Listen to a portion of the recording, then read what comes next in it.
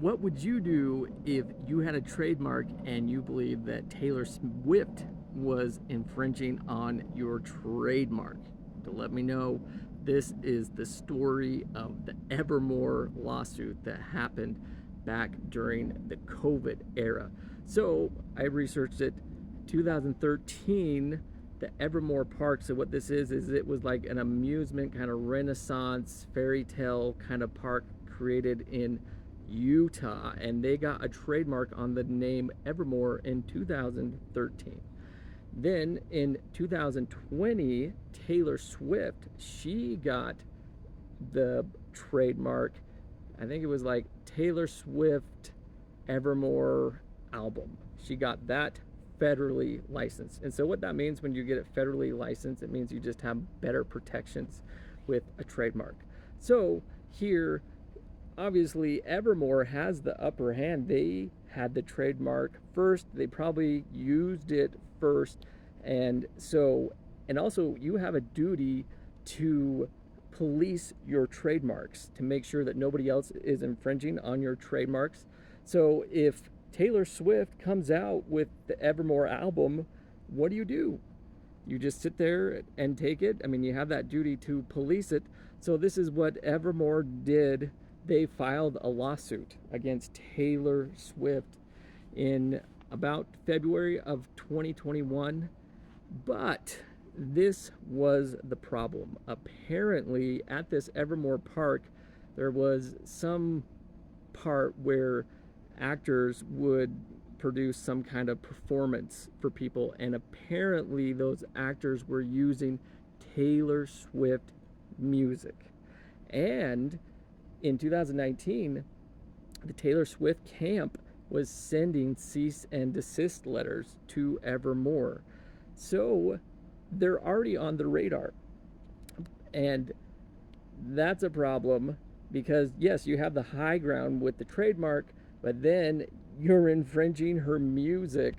So if they had not been infringing on her music, it would have been a really tough case for the Taylor Swift camp, and that would have been a financial nightmare. They would have had to rebrand and or had to pay out a huge settlement. But we don't know what happened behind the scenes. So the cases both got dismissed voluntarily with prejudice. But I assume behind the scenes there was some kind of settlement agreement with the parties. What I've read is that maybe both parties just decided to say, hey, let's just cut our losses. You've got your suit, I've got my suit, and we'll just move on. I don't know what happened. It seems like that could have been what happened with how quickly things went about, because the case was dismissed just a month after it was filed. So that's a lesson. If you have a big company, make sure you are not infringing on them as well. But also the question was too that I thought was the case. Because the Evermore soundtrack came out, one thing that the Taylor Swift camp said, well, hey, it's increasing your website traffic by 300%. So what's the big deal? But also the Evermore camp said that, hey, well, yes, but still, rubbing someone's shoulders and infringing their trademark is still trademark infringement. I probably agree with the Evermore camp, not the Taylor Swift camp on that. But also, I mean, just from a business perspective, if you are getting the Taylor Swift bump on Evermore, would it be worth it just to close your lips, don't say anything, and just move forward and get that Taylor Swift bump?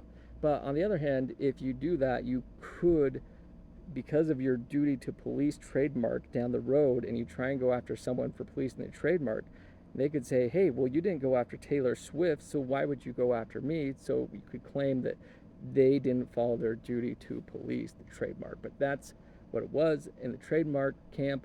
What would I have done if I was on the Evermore side? I would have first listened to the letters, the cease and desist letters at the very beginning, and put a stop to it. And then once I put a stop to it, then I would have had the high ground going after Taylor Swift. So that's what I would have done. So make sure you have your ducks in a row.